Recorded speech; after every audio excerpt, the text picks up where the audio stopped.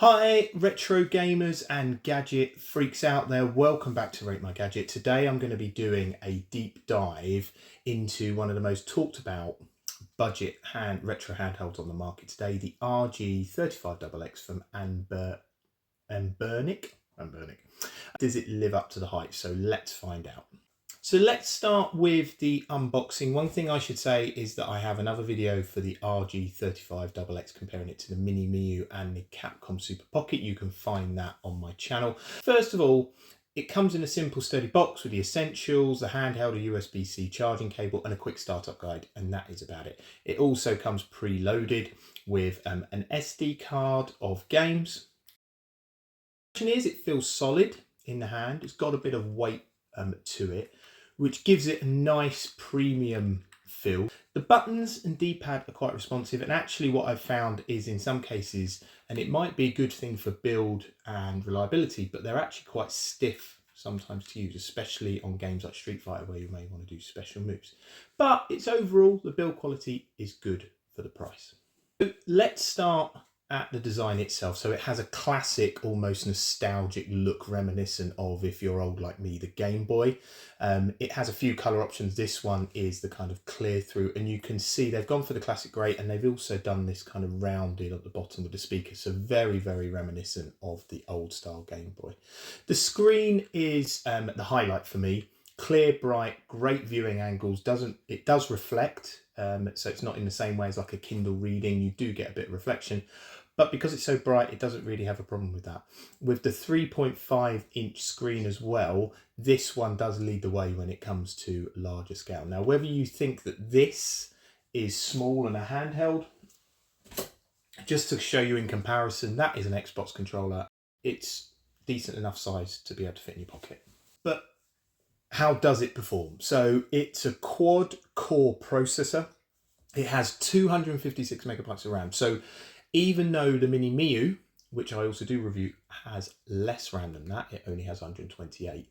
This means that it might be better for future-proofing into, other games. If you want to emulate and put games on here, it's more than enough. It may not sound a lot compared to your mobile phone, but for retro gaming, it's more than enough.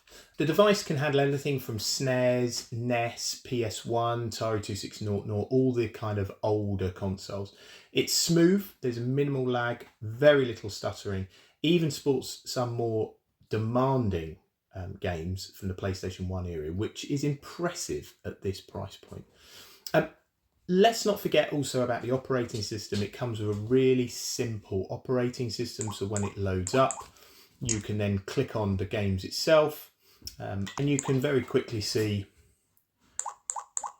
you can straight away flick on the games you want. And the other thing that I really like is it's got even a screen that just shows you what the actual game is. Okay. The load time is pretty good on it. I'd say it's probably about 5 to 10 seconds, something like that. The other thing as well is that you've got a built-in headphone jack, so you can plug your headphones in. It doesn't have Bluetooth, so you can't put it onto Bluetooth headphones if you want. Interestingly, it does have also HDMI output. Don't know what the point of that is in a handheld console like this, and to be honest, you're gonna not really want to put large scale games onto the screen that are retro 16-bit, but each to their own. The volume is very good, and as you can see as I move this around, the glare on it is fairly minimal. Game library and compatibility. So it's a huge range of emulators, so you can play games from consoles like the NES, the SNES, the Mega Drive, the Game Boy, and even the PlayStation 1. Out the box, you can load your own ROMs onto the microSD card. However, it's very straightforward to do that, but it also comes preloaded with a huge amount of games. So on the PS1 emulator and games that are built into the SD card, it has 29 games already built into it. So to be honest, you'd be very hard to find any games that are missing from this. Battery life. So battery life is where the RG35XX shines.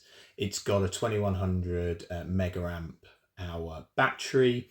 You can expect around 4 to 5 hours of continuous playing, and I have found that you do get 4 to 5 hours depending on the intensity of the games you're running.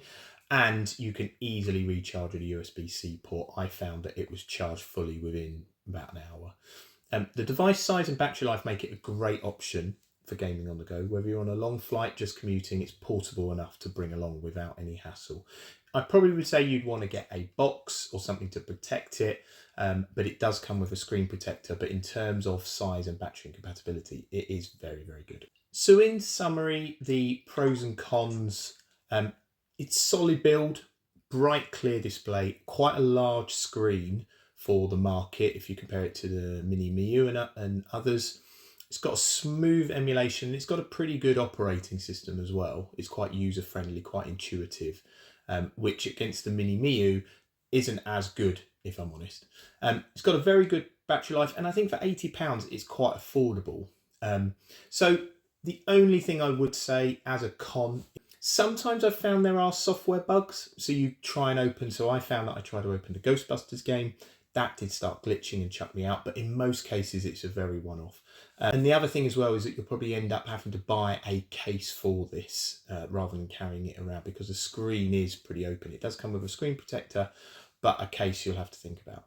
Overall, however, the RG35X delivers a lot of value for its price. It's not perfect, but for retro gaming on a budget, it's very, very hard to beat. I hope that's helped.